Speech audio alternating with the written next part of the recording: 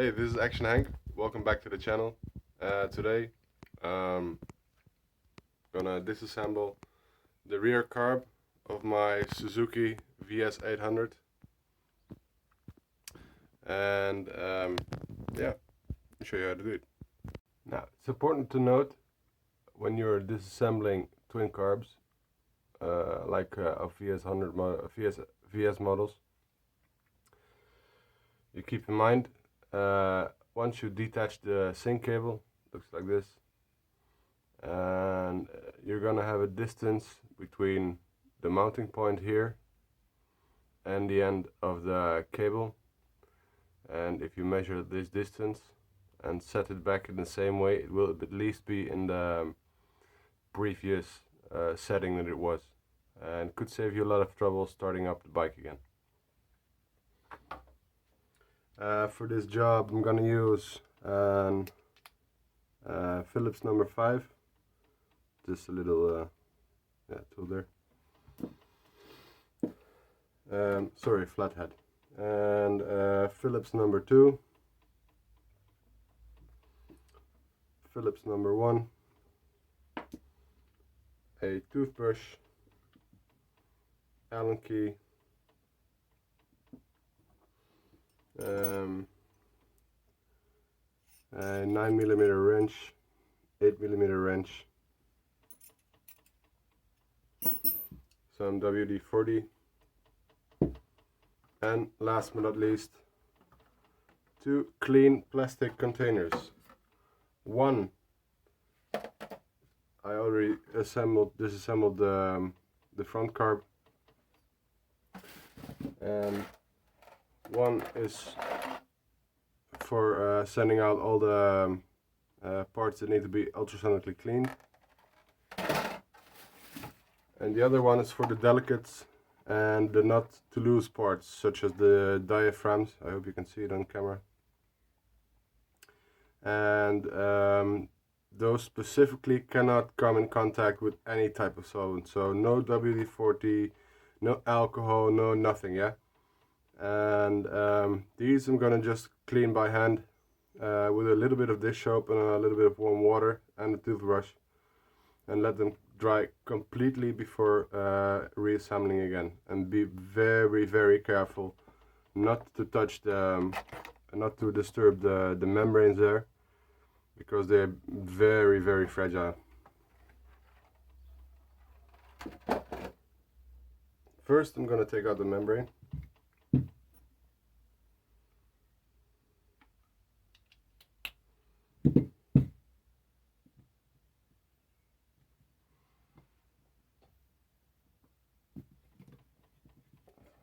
Crack the screws loose first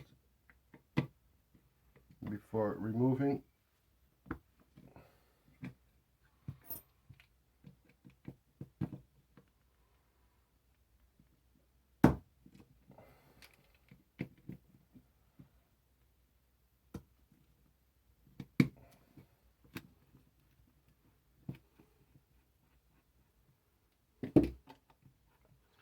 Under here is a big long spring. It gives tension to the diaphragm. Be sure not to lose it or damage it.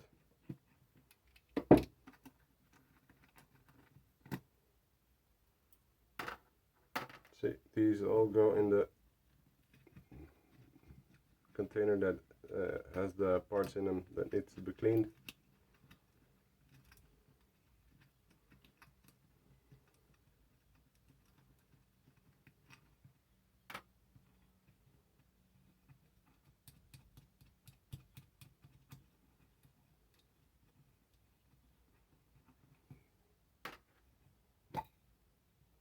Really careful, take off this lid, and you see there comes the spring.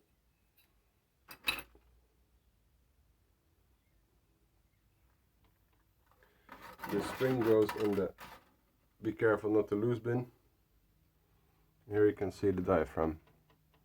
It's really delicate stuff. This one looks to be in good condition actually, and I'm just not even bothering with screwdrivers or anything, just really gently try to wiggle it loose from its seat. This actually looks like it has been replaced somewhere in the past. And then you can insert your finger here. This is kind of this is metal. And really gently put it out until you have enough room to grab it and take it out completely. There is some further disassembly required. I don't know if you can tell, but there's two little screws in there. Undo them and do not lose these. I cannot stress this enough because you will need to be ordering parts that cost you a few cents and probably cost more in shipping anyways. You can grip this fairly tightly. Be sure not to touch the diaphragm. Hold this steady in your hand and just undo the screws. This one I'm using in number 1.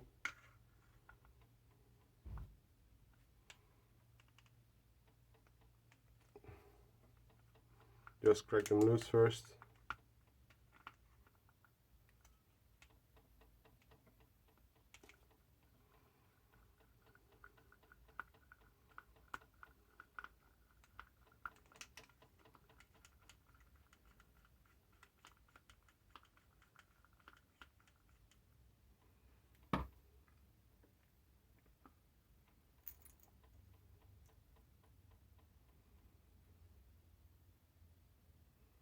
Now this will have a spring on it, like so, and it's attached like this. There's a really, I don't know if you can tell, but there's a really tiny washer on there, and behind that is a circlip and there's a rubber stopper. Put them back in exactly the same order and do not lose any of these. I just take up the spring and put it in the don't lose bin. Take off the little shim there, and also in the not to lose bin, these as well. The rubber stopper goes in as well in a don't lose bin.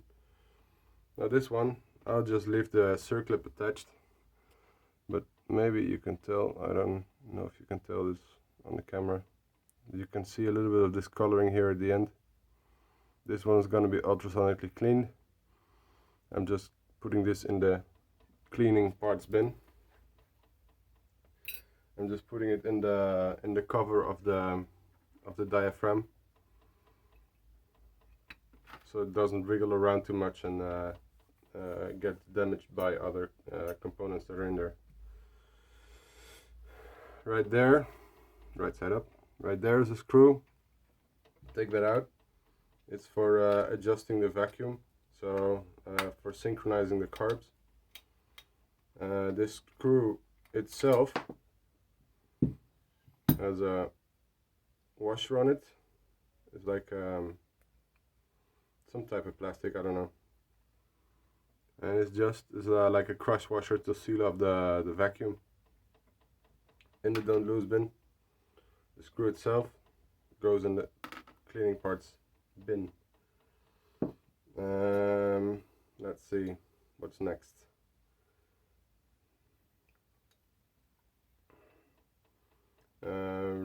Right here we have the pilot screw. You can really tell really well there. And behind here is what's known as the coasting valve. This cover is also spring loaded. Crack the screws loose, take them out, and be really careful. There's a diaphragm behind it as well. Do not damage the diaphragm.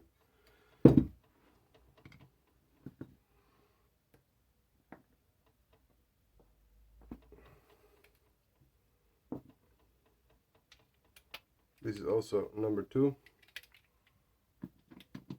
Crack them loose.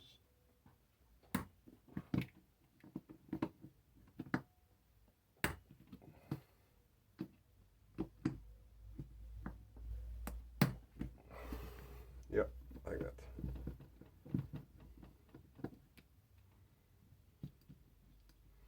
The screws of the cover go in the don't lose them bin.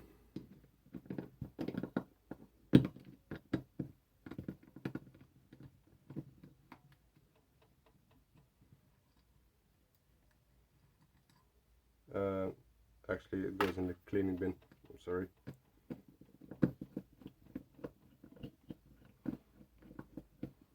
Notice how I'm keeping my finger on the coaster valve cover. Another screw. See, there's spring loaded. This goes in the don't lose it bin. This cover goes in the cleaning bin. And you can see here there's another diaphragm. It's similar to the one on the top, but this is much smaller, and the butt is very much so as delicate as the other one. So I'm gonna try and gently pry it loose here. And I cannot stress this enough, do not use any type of sharp object on these things, because they will be damaged and it will be costly to replace, if you can find them at all.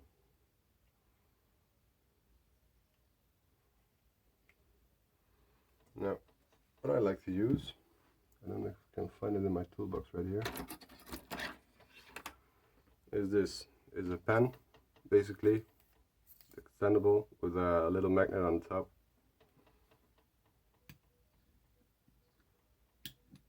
So I can just pick it out without touching the diaphragm.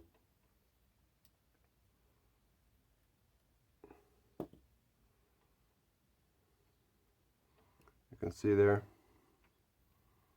this tiny thing needs to be cleaned, but I'm going to do it by hand. It goes in the don't lose it bin.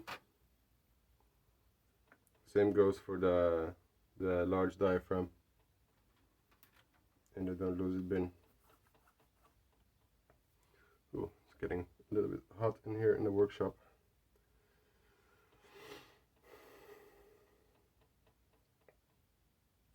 Right, that's it, more or less.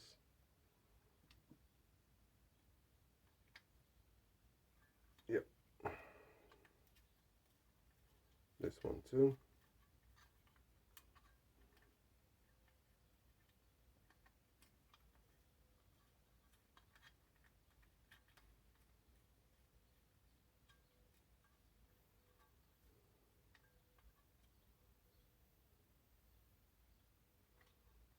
This goes all the way in.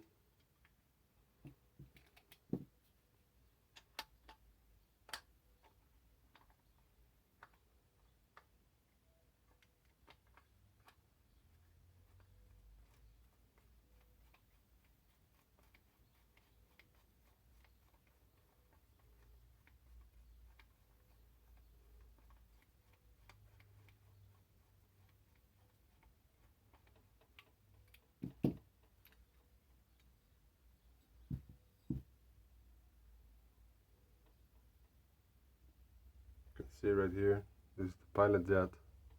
Needs to be cleaned as well, with a tiny spring on it. The spring again goes in the don't lose it bin, but the jet goes in the diaphragm cover just as the other one. I'm going to be careful when I'm transporting these not to shake them around too much. And yeah, for obvious reasons, otherwise it might damage. So right, now for the bottom cover. Now, take off the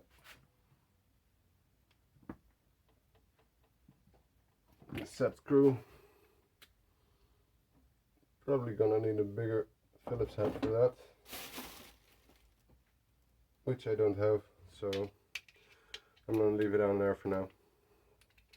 Doesn't do much for the internals anyway.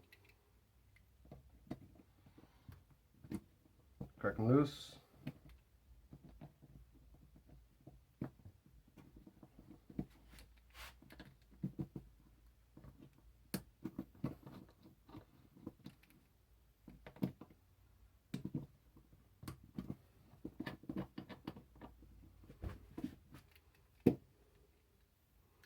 This right here, Allen key bolt there. This is for measuring if your floats are well adjusted in the float chamber. Just cracking loose. And these are the only two Allen bolts in the whole system. So really not that hard to not keep track of where they are. See, a little stopper on the end there.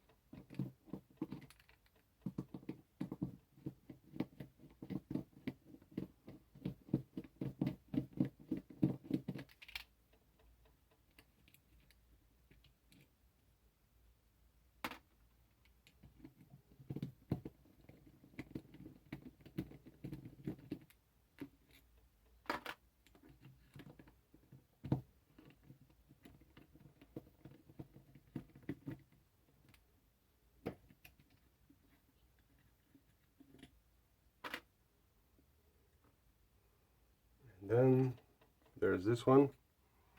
I actually don't need to remove this because this is what holds the gas valve in place.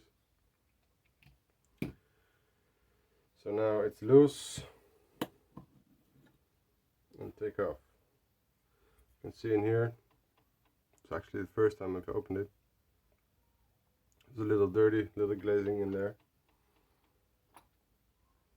And then there's the inside.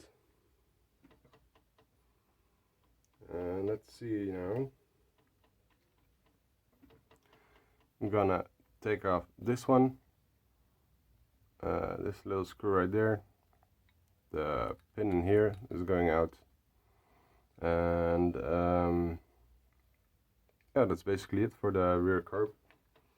The front carb has a little, a few more bits and bobs you can take out, but they're not all that different. So I'm going to start with the main pilot jet. Start with an appropriate size flathead screwdriver. Crack them loose, take them out, but be sure not to damage them. Again, you will need to replace them, and it's, yeah, waste of money really. And this goes in the cleaning parts bin. If you're unsure where to put things back, or you think you might forget, just take photos of where you took them out and where you need to put them back. And I also have a workplace manual on hand, and it gives you all the settings for the carb, such as the size for the jets, the number of turns you need to turn the pilot screws, all that kind of good stuff. So there's really no real hazard of messing it up. Look, this is going to be a little bit tough. I'm switching to a larger head, just so I don't wreck it. Get a good bite. Oh shit.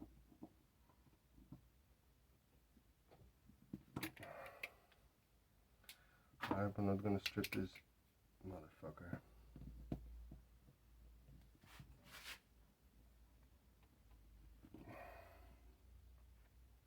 Yep, stuck alright.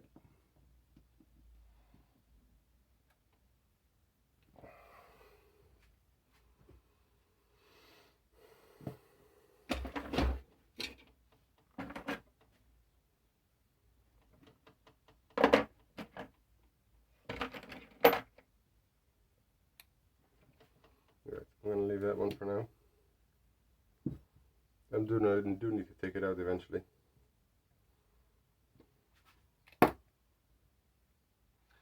This pin is wider on this side than on that side. I don't know if you can see there. So this means on the smaller side it needs to go out.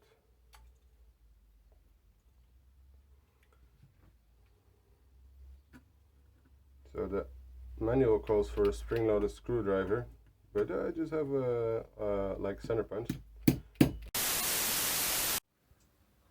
So it's now the next day, because unlike the manual said, I need to make sure I have all the correct tools and parts before doing the job. I didn't, and I had to order a tool. Right, so the tool I was missing. Let's open it up.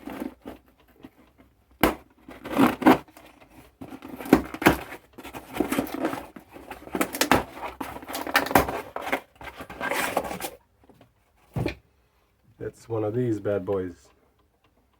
It's an automatic center punch.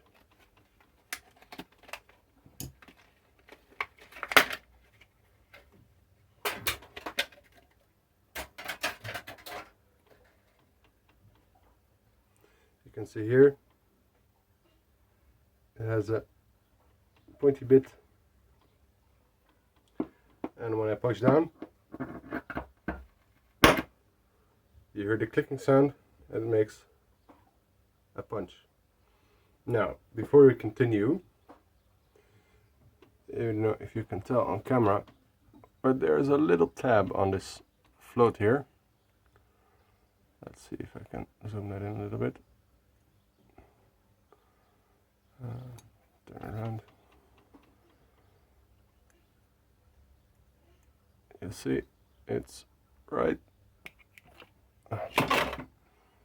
That helps. So the sunglasses on. It's right there. Right there. It's attached to the float, and it basically limits how much further down the float can get. i.e., it determines how full the float chamber will be with gasoline. Try and not bend this, because then you will have to reset the whole thing, and it involves taking the carbs out for multiple times. Not a fun job. So what I like to do is measure the distance from the tab to the little frame it's attached there. So I'm actually gonna measure the distance between there and this thing, and I can see better. Measure this distance here, and make sure when I get it back from the cleaners that it's exactly the same distance again. Now, for the exciting bit, when I have to take out the pin with a spring-loaded center punch, as the manual says.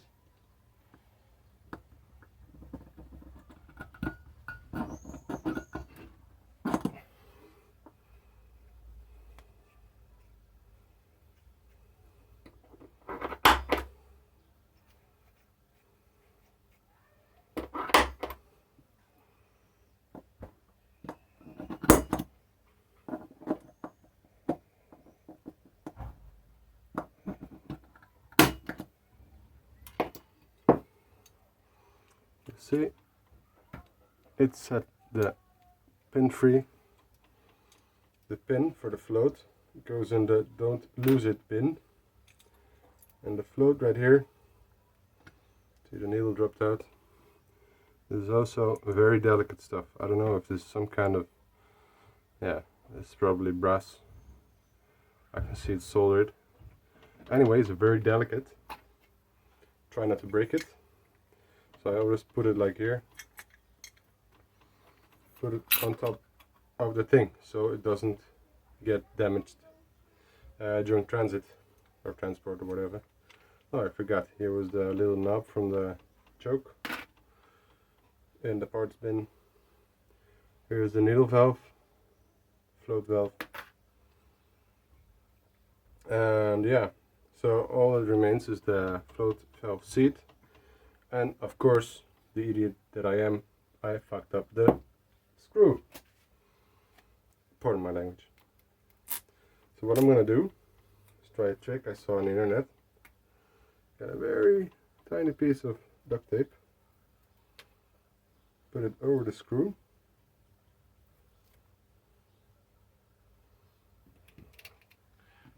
the right bit size first.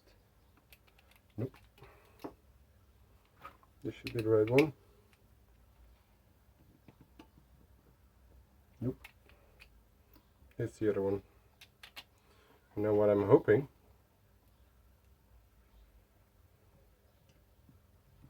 ideally I do this with a piece of rubber band, but it's not something I have at hand at the moment.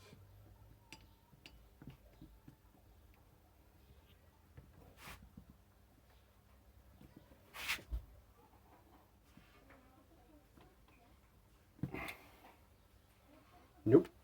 So I'll pause the video again and try to fix it and try to work out a solution.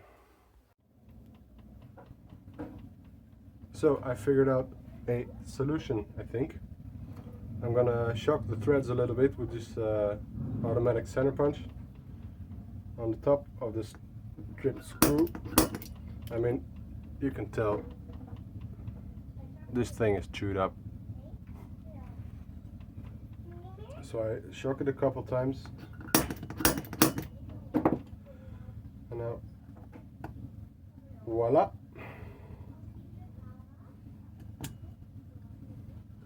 Like magic, this little bastard comes out. Well, in the cleaning parts bin, here's the seat for the needle valve, the float valve. Really gently pry off this little filter there.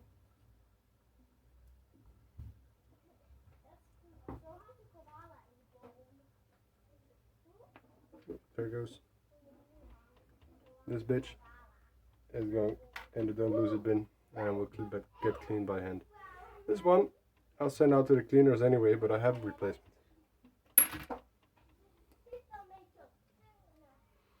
Now really gently push on the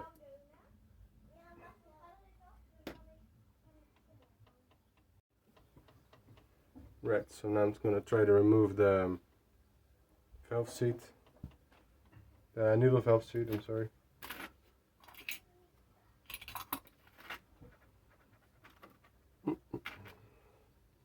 Take the main jet,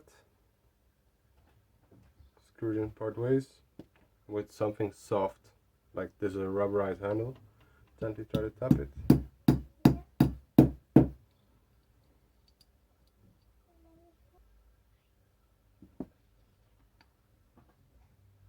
This Allen key fits in also. Tap it really gently. This aluminum and brass, everything is really soft.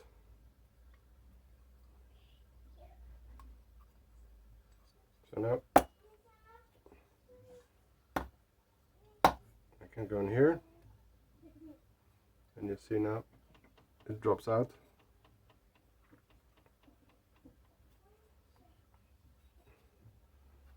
Just needs a little bit more gentle persuasion to push it out the last remaining bits. And here you see the needle valve seat, and you can see actually the difference in color there, where the gas flows through and it's really dirty. You see it's all cruddy and stuff, so I'm really confident that it will come back nice and clean. Oh, and there's really not much more that we can take off. Oh, that's it. One stripped down Mikuni curb.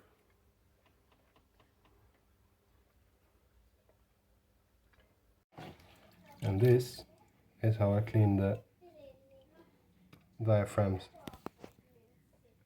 Soapy water in there. Some paper towel. Toothbrush. Gently.